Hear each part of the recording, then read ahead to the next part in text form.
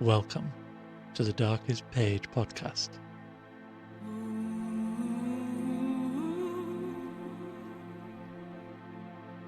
Tonight's tale is A View from a Hill by M.R. James.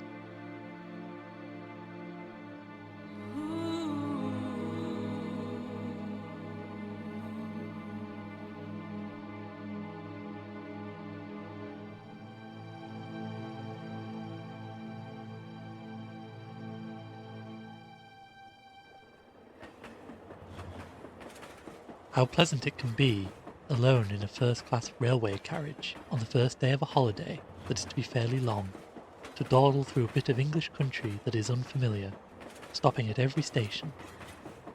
You have a map open on your knee, and you pick out the villages that lie to right and left by their church towers. You marvel at their complete stillness that attends your stoppage at the stations, broken only by a footstep crunching the gravel.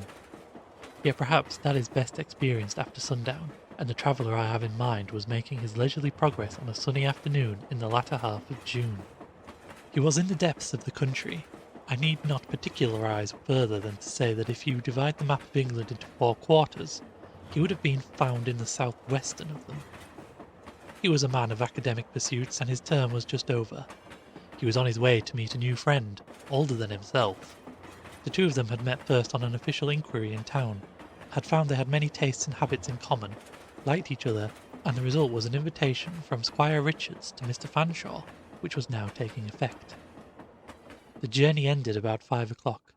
Fanshawe was told by a cheerful country porter that the car from the hall had been up to the station and left a message that something had to be fetched from half a mile further on, and would the gentleman please to wait a few minutes until it came back. "But I see," continued the porter, "as you've got your bicycle, and very like you'd find it pleasanter to ride up to all yourself. Straighten up the road here, and then first turn to the left. It ain't above 2 mile, and I'll see as your things is put in the car for you. You'll excuse me mentioning it, only I thought it were a nice evening for a ride. Yes, sir, very seasonable weather for the haymakers. Let me see. I have your bike ticket. Thank you, sir. Much obliged. You can't miss your road, etc., etc." The 2 miles to the hall were just what was needed, after the day in the train, to dispel somnolence and impart a wish for tea. The hall, when sighted, also promised just what was needed in the way of a quiet resting place, after days of sitting on committees and college meetings. It was neither excitingly old nor depressingly new. Plastered walls, sash windows, old trees, smooth lawns were the features which Fanshawe noticed as he came up the drive. Squire Richards, a burly man of 60-odd, was awaiting him in the porch with evident pleasure. "Tea first," he said, "or would you like a longer drink?" "No, all right, tea's ready in the garden. Come along, they'll put your machine away.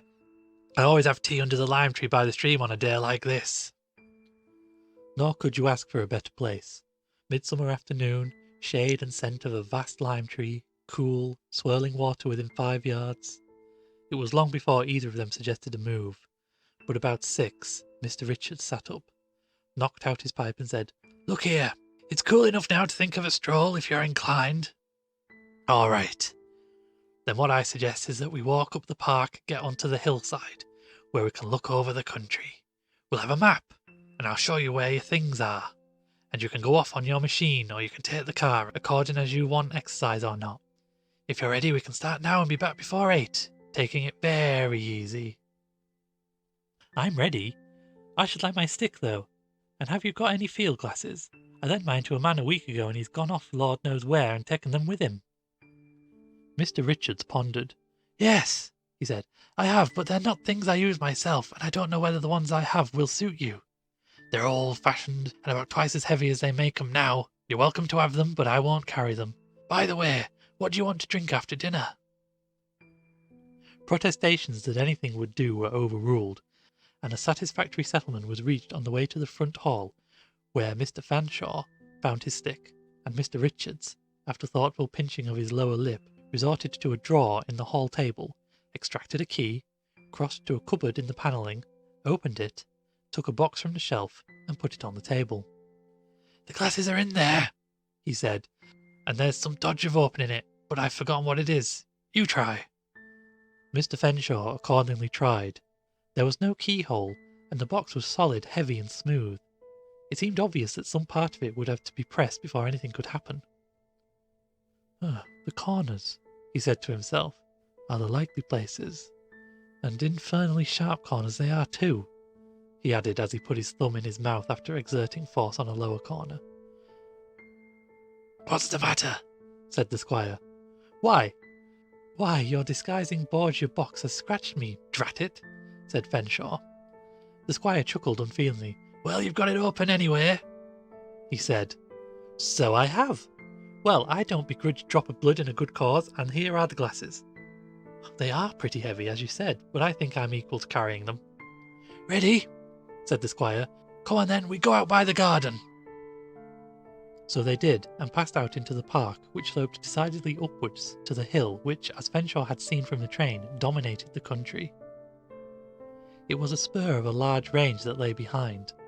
On the way the squire, who was great at earthworks, pointed out various spots where he detected or imagined traces of war ditches and the like. And here, he said, stopping on a more or less level plot with a ring of large trees, is Baxter's Roman villa. Baxter? Said Fenshaw. I forgot you don't know about him. He was the old chap I got those glasses from. I believe he made them. He was an old watchmaker down in the village, a great antiquary. My father gave him leave to grub about where he liked, and when he made a find he used to lend him a man or two to help him with the digging. He got a surprising lot of things together, and when he died, I dare say it's 10 or 15 years ago, I brought the whole lot and gave them to the town museum. We'll run in one of these days and look over them. The glasses came to me with the rest, but of course I kept them. If you look at them, you'll see they're more or less amateur work. The body of them, naturally the lenses weren't his making. Yes, I see they're just sort of a thing that a clever workman in a different line of business might turn out, but I don't see why he made them so heavy. And did Baxter actually find a Roman villa here? Yes, there's a pavement turfed over where we're standing. It was too rough and plain to be worth taking up, but of course there are drawings of it, and the small things and pottery they turned up were quite good of their kind. An ingenious chap, old Baxter. He seemed to have quite out-of-the-way instincts for these things. He was invaluable to our archaeologists. He used to shut up his shop for days at a time and wander off the district, marking down places where he scented anything on the ordnance map. And he kept a book with full of notes of the places. Since his death, a good many of them have been sampled, and there's always been something to justify him. Oh, what a good man, said Mr. Fanshawe. Good, said the squire, pulling up brusquely. I meant useful to have him about the place, said Mr. Fanshawe. But was he a villain?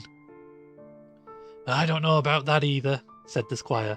What I can say is, if he was good, he wasn't lucky, and he wasn't liked. I didn't like him. Oh? Said Fenshaw interrogatively. No, I didn't. But that's enough about Baxter. Besides, this is the stiffest bit, and I don't want to talk and walk as well. Indeed, it was hot climbing a slippery grass slope that evening. I told you I should take you the short way, panted the squire, and I wish I hadn't. However, a bath won't do us any harm when we get back. Here we are, and there's the seat. A small clump of old Scotch firs crowned the top of the hill, and at the edge of it, commanded the cream of the view, was a wide and solid seat, on which the two disposed themselves, and wiped their brows, and regained breath. Now then, said the squire as soon as he was in a condition to talk connectedly, this is where your glasses come in. But you'd better take a general look around first. My word, I've never seen the view look better. Writing as I am now, with a winter wind flapping against dark windows and a rushing, tumbling sea within 100 yards, I find it hard to sum up the feelings and words which will put my reader in possession of the June evening and the lovely English landscape of which the squire was speaking. Across a broad, level plain they looked upon ranges of great hills, whose uplands, some green, some furrowed with wood, caught the light of the sun, westering but not yet low, and all the plain was fertile, though the river which traversed it was nowhere seen. There were copses, green wheat, hedges and pasture land. The little compact white moving cloud marked the evening train. Then the eye picked out red farms and grey houses, and nearer home the scattered cottages, and then the hall nestled under the hill. The smoke of chimneys was very blue and straight. There was a smell of hay in the air. There were wild roses on bushes hard by. It was the acme of summer.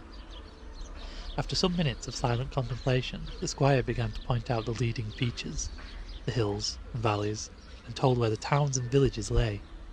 "Now," he said, "with the glasses you'll be able to pick out Falkner Abbey. Take a line across the big green field, then over the wood beyond it, then over the farm on the knoll." "Yes, yes," said Fanshawe. "I've got it. What a fine tower!" "You must have got the wrong direction," said the squire. "There's not much of a tower about there that I remember, unless it's Oldbourne Church that you've got hold of. And if you call that a fine tower, you're easily pleased." "Well, I do call it a fine tower," said Fanshawe, the glasses still at his eyes, "whether it's Oldbourne or any other. And it must belong to a largish church. It looks to me like a central tower. 4 big pinnacles at the corners, and 4 smaller ones between. I must certainly go over there. How far is it?" "Oldbourne's about 9 miles, or less," said the squire. "It's a long time since I've been there, but I don't remember thinking much of it. Now I'll show you another thing." Fanshawe lowered the glasses, and was still gazing in the Oldbourne direction. "No," he said, "I can't make out anything with the naked eye. What was it you were going to show me?" "A good deal more to the left. It oughtn't to be difficult to find. Do you see a rather sudden knob of a hill with a thick wood on top of it? It's a dead line with the single tree on the top of the big ridge." "I do," said Fanshawe, "and I believe I could tell you without much difficulty what it's called." "Could you now?" said Squire. "Say on." "Why, Gallows Hill," was the answer. "How did you guess that?" "Well, if you don't want it guessed, you shouldn't put up a dummy gibbet and a man hanging on it." "What's that?" said the squire abruptly. "There's nothing on that hill but wood." "On the contrary," said Fanshawe, "there's a largish expanse of grass on the top and your dummy gibbet in the middle. And I thought there was something on it when I looked first, but I see there's nothing. Or is there? I can't be sure." "Nonsense, nonsense, Fanshawe. There's no such thing as a dummy gibbet, or any other sort, on that hill, and it's thick wood, a fairly young plantation. I was in it myself not a year ago. Hand me the glasses, though I don't suppose I can see anything." After a pause, "No, I thought not. They won't show a thing." Meanwhile, Fanshawe was scanning the hill. It might be only 2 or 3 miles away. "Well, it's very odd," he said. "It does look exactly like a wood without the glass." He took it again. "That is one of the oddest effects. The gibbet is perfectly plain, and the grass field, and there even seems to be people on it, and carts, or a cart, with men in it. And yet when I take the glass away, there's nothing. It must be something in the way this afternoon light falls. I shall come up earlier in the day when the sun's full on it." "Did you say you saw people in a cart on that hill?" said the squire incredulously. "What should they be doing there at this time of day, even if the trees have been felled? Do talk sense. Look again." "Well, I certainly thought I saw them. Yes, I should say there were a few, just clearing off. And now, by Jove, it does look like something hanging on the gibbet. But these glasses are so beastly heavy I can't hold them steady for long.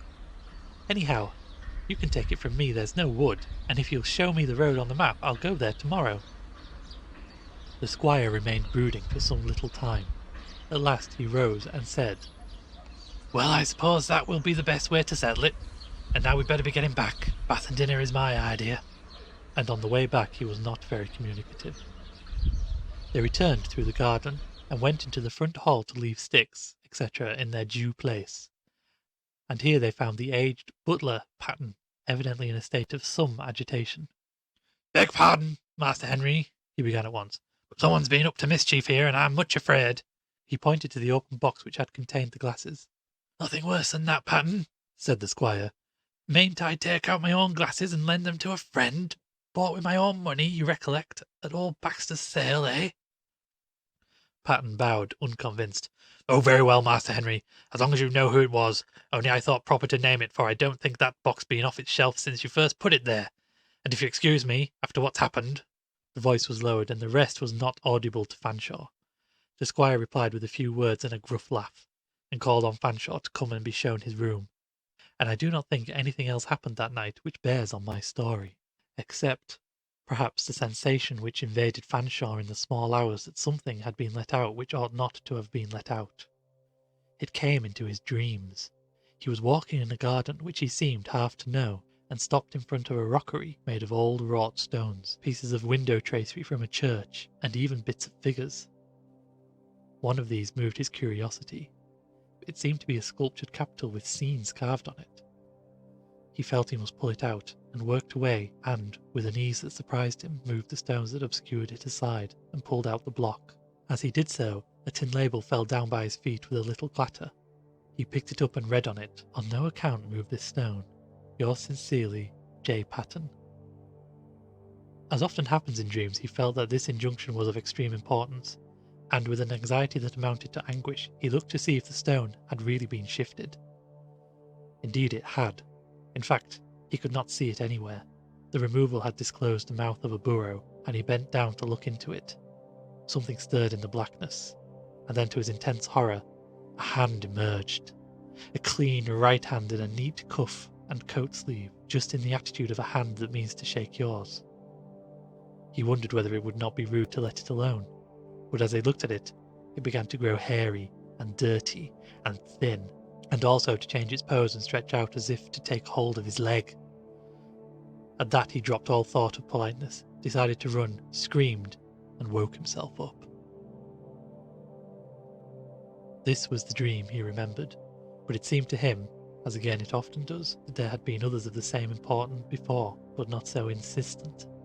He lay awake for some time, fixing the details of the last dream in his mind, and wondering, in particular, what the figures had been which he had seen or half seen on the carved capital. Something quite incongruous, he felt sure, but that was the most he could recall. Whether because of the dream or because it was the first day of his holiday, he did not get up very early, nor did he at once plunge into the exploration of the country.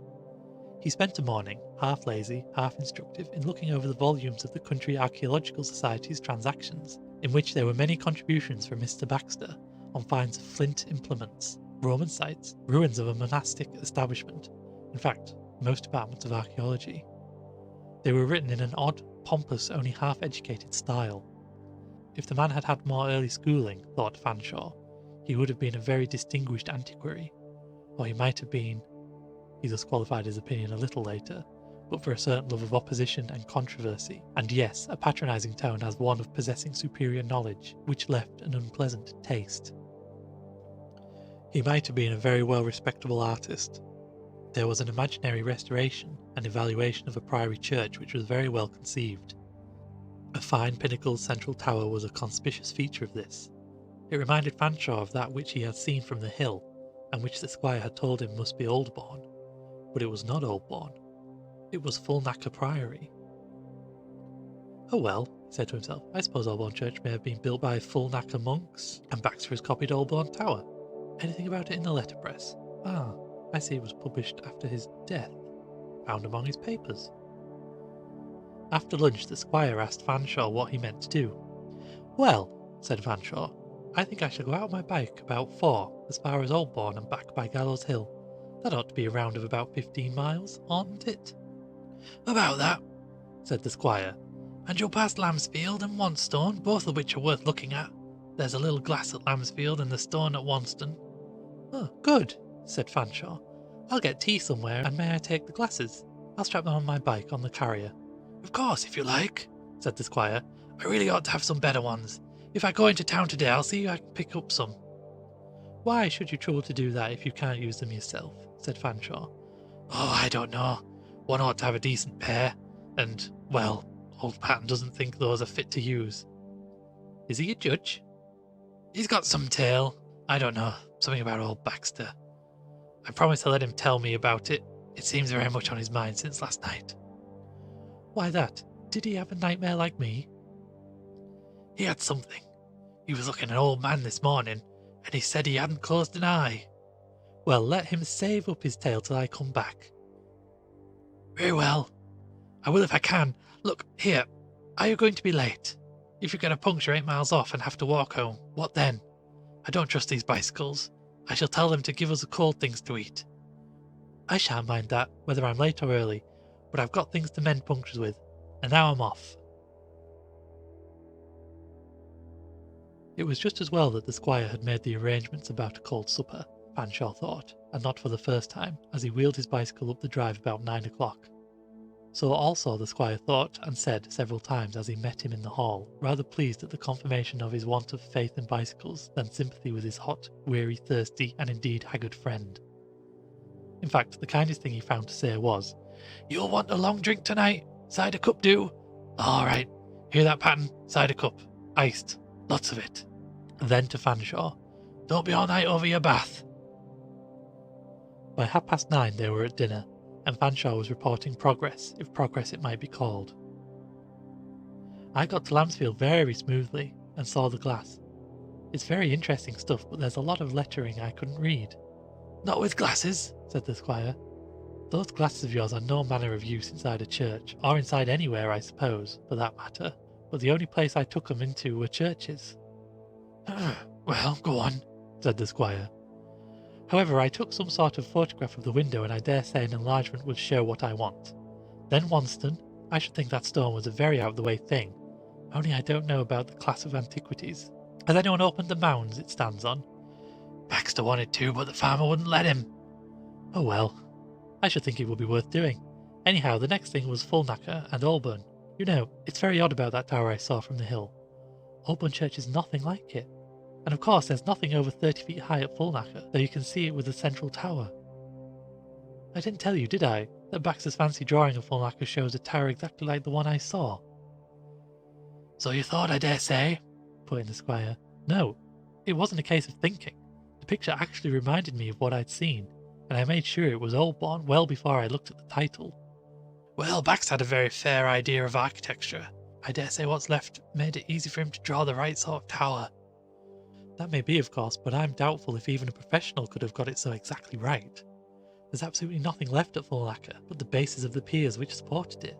However, that isn't the oddest thing." "What about Gallows Hill?" said the squire. "Here, Patton, listen to this. I told you what Mr. Fanshawe said he saw from the hill."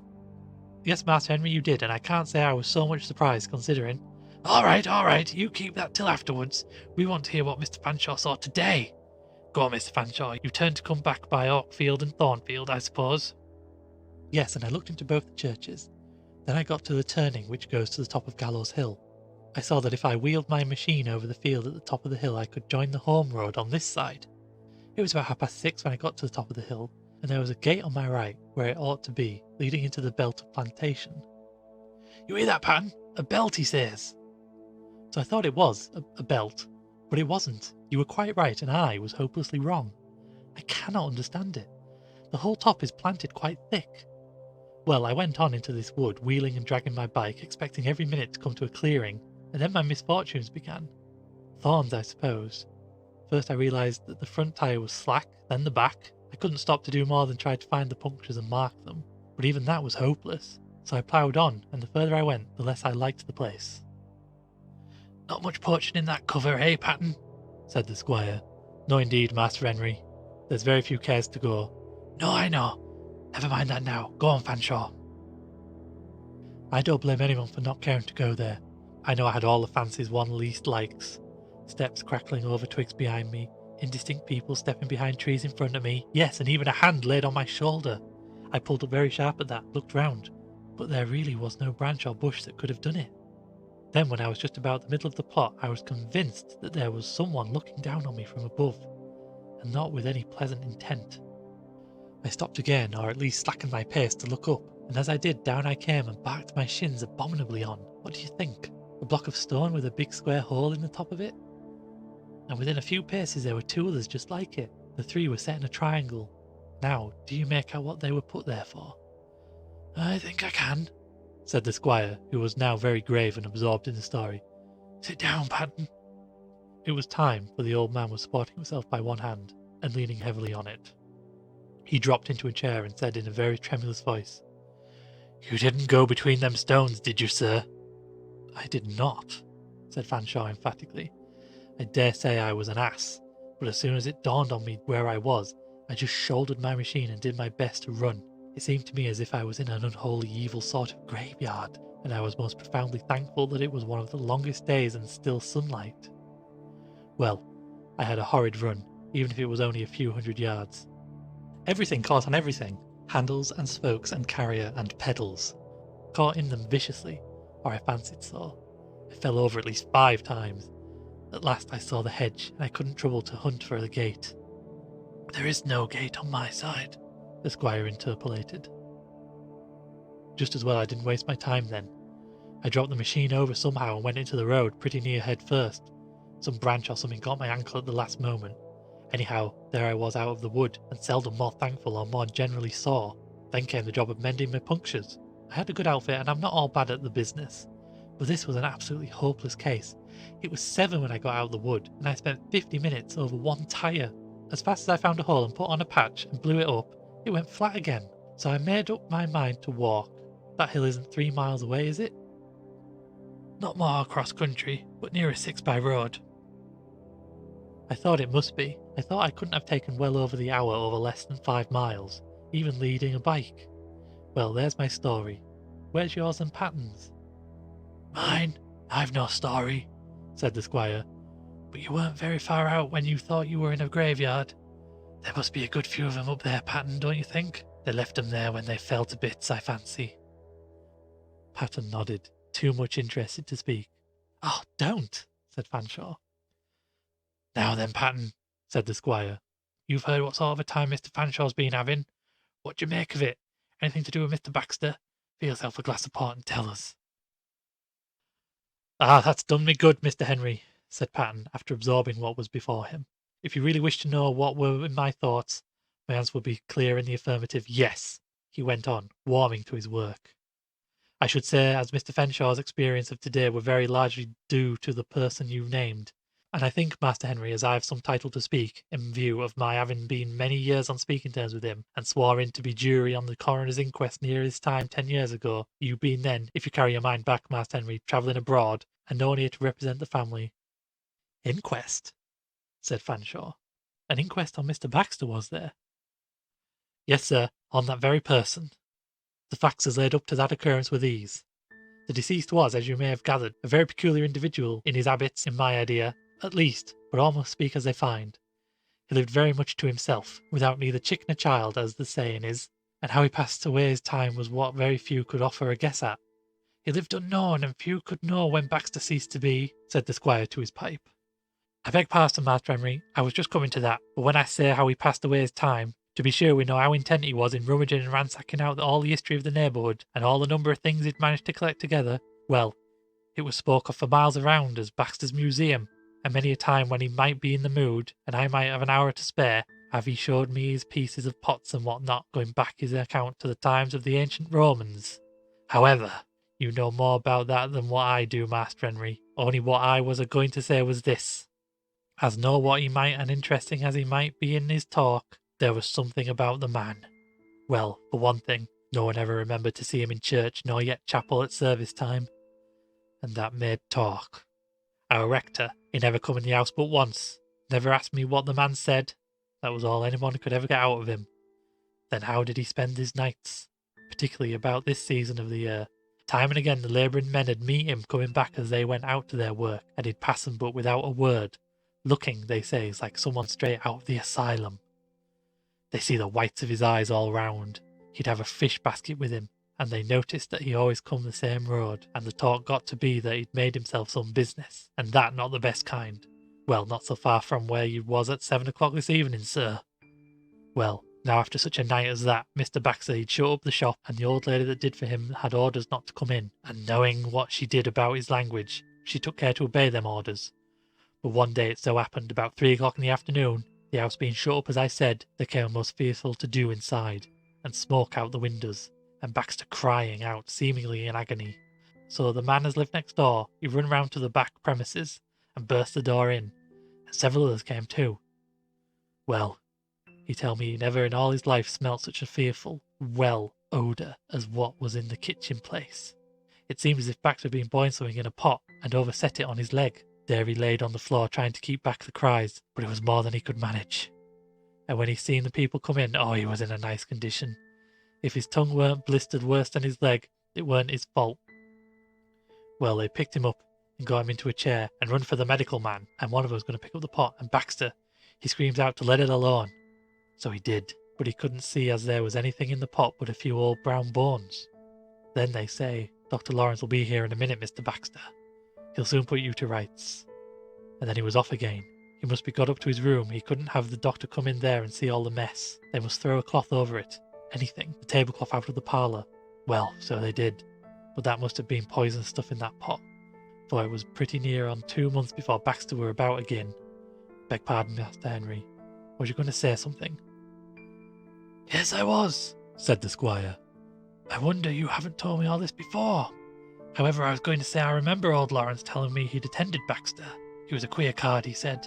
Lawrence was up in the bedroom one day and picked up a little mask covered with black velvet and put it on in fun and went to look at himself in the glass. He hadn't time for a proper look, for old Baxter shouted out to him from the bed, "Put it down, you fool! Don't you want to look through a dead man's eyes?" And it startled him so that he put it down, and then he asked Baxter what he meant. And Baxter insisted on him handing it over, and said the man he bought it from was dead, or some such nonsense. But Lawrence felt it as he handed it over and declared he was sure it was made out of the front of a skull. He bought a distilling apparatus at Baxter's sale, he told me, but he could never use it. It seemed to taint everything, however much he cleaned it. But go on, Patton. Yes, Master Henry. I'm nearly done now, and time too, for I don't know what they'll think about me in the servants' hall. Well, this business of the scalding was some few years before Mr. Baxter was took, and he got about again and went on just as he used, and one of the last jobs he'd done was finishing up them actual glasses what you took out last night. You see, he'd made the body of 'em some long time and got the pieces of glass for 'em, but there was something wanting to finish 'em, whatever it was. I don't know, but I picked up the frame one day, and I says, "Mr. Baxter, why don't you make a job of this?" And he says, "Ah, well, I've done that. You'll hear news. You will. There's going to be no such pair of glasses as mine when they're filled and sealed." And there he stopped, and I says, "Why, Mr. Baxter, you talk as if they was wine bottles filled and sealed." "Why? What's the necessity for that?" "Did I say filled and sealed?" he says. "Oh, well, I was suiting my conversation to my company." Well, then came round this time of year, and one fine evening I was passing his shop on my way home, and he was standing on the step, very pleased with his sell, and he says, "All right and tight now. My best bits of work's finished, and I'll be out with them tomorrow." "What, finish them glasses?" I says. "Might I have a look at them?" "No, no," he says. "I've put 'em to bed for tonight, and when I do show 'em you'll have to pay for peeping, so I tell you." And that, gentlemen, were the last words I heard that man say. That was the 17th of June, and just a week after there was a funny thing happened, and it was due to that as we brought in unsound mind at the inquest. For barring that, no one as knew Baxter in business could anyways have laid that against him. But George Williams, as lived in the next house, and do now, he was woke up that same night with a stumbling and tumbling about in Mr. Baxter's premises, and he got out of bed and went to the front window on the street to see if there was any rough customer about, and it being very late night he could make sure as there was not. Then he stood and listened, and he heard Mr. Baxter coming down his front stair one step after another very slowly, and he got the idler as it was like someone being pushed or pulled down and holding on to everything he could. Next thing you hear, the street door came open, and out came Mr. Baxter into the street in his day clothes, hat and all, with his arms straight down by his sides, and talking to his cell, and shaking his head from one side to the other, and walking in that peculiar way that appeared to be going as if it was against his will. George Williams put up the window, and heard him say, "Oh, mercy, gentlemen!" And then he shut up sudden as if, he said, someone clapped his hand over his mouth. And Mr. Baxter threw his head back, and his hat fell off. And Williams, seeing his face looking something pitiful, so as he couldn't keep from calling out to him, "Why, Mr. Baxter, ain't you well?" And he was going to offer to fetch Dr. Lawrence to him, only he heard the answer, "'Tis best to mind your own business. Put it in your head." But whether it was Mr. Baxter said it so hoarse-like and faint, he never could be sure. Still, there weren't no one but him in the street, and yet Williams was that upset by the way he spoke that he shrank back from the window and went and sat on the bed, and he heard Mr. Baxter's step go on and up the road, and after a minute or more he couldn't help but look out once more, and he see him go along the same curious way as before. And one thing he recollected was that Mr. Baxter never stopped to pick up his hat when it fell off, and yet there it was on his head. Well, Master Henry, that was the last anyone see of Mr. Baxter, leastway for a week or more. There was a lot of people said he was called off on business, or made off because he'd got into some scrap, but he was well known for miles around, and none of the railway people nor the public house people hadn't seen him, and then ponds was looked into and nothing found, and at last, one evening, Fawkes, the keeper, came down from over the hill to the village, and he says he seen the gallows hill planting black with birds, and that were a funny thing, because he never seen no sign of a creature there in his time. So they looked at each other a bit, and first one says, "I'm game to go up," and another says, "So am I, if you are."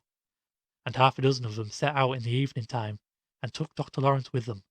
And you know, Master Henry, there he was between them 3 stones, with his neck broke. Useless to imagine the talk which this story set going. It is not remembered. But before Patton left them, he said to Fanshawe, "Excuse me, sir, but did I understand as you took out them glasses with you today? I thought you did. And might I ask, did you make use of them at all?" Yes. Only to look at something in a church." "Oh, indeed, you took them into the church, did you, sir?" "Yes, I did. It was Lambsfield Church. By the way, I left them strapped to my bicycle, I'm afraid, in the stable yard." "No matter for that, sir. I can bring them in the first thing tomorrow, and perhaps you'll be so good as to look at them then." Accordingly, before breakfast, after a tranquil and well-earned sleep, Fanshawe took the glasses into the garden and directed them to a distant hill. He lowered them instantly, and looked at top and bottom, worked the screws, tried them again and yet again, shrugged his shoulders, and replaced them on the hall table. "Patton," he said, "they're absolutely useless. I can't see a thing. It's as if someone has stuck a black wafer over the lens." "Spoilt my glasses, have you?" said the squire. "Thank you, the only ones I've got." "You try them yourself," said Fanshawe. "I've done nothing to them." So after breakfast the squire took them out to the terrace and stood on the steps. After a few ineffectual attempts, "Lord, how heavy they are!" he said impatiently, and in the same instant dropped them onto the stones, and the lens splintered, and the barrel cracked. A little pool of liquid formed on the stone slab. It was inky black, and the odour that rose from it was not to be described. "Filled and sealed, eh?" said the squire. "If I could bring myself to touch it, I dare say we would find the seal. So that's what came of his boiling and distilling, is it? Old ghoul!" "What in the world do you mean?"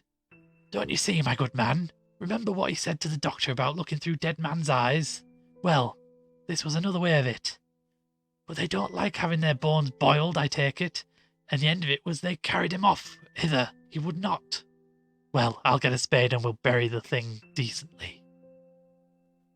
As they smoothed the turf over it, the squire, handing the spade to Patton, who had been a reverential spectator, remarked to Fanshawe, "It's almost a pity you took that thing into the church. You might have seen more than you did. Baxter had them for a week, I make out, but I don't see he did much in the time." "I'm not sure," said Fanshawe. "There is that picture of Fulnacker Priory Church."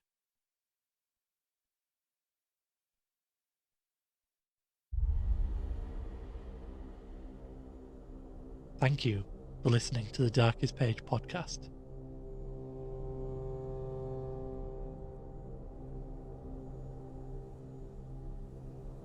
I have been your host, and I wish you pleasant dreams.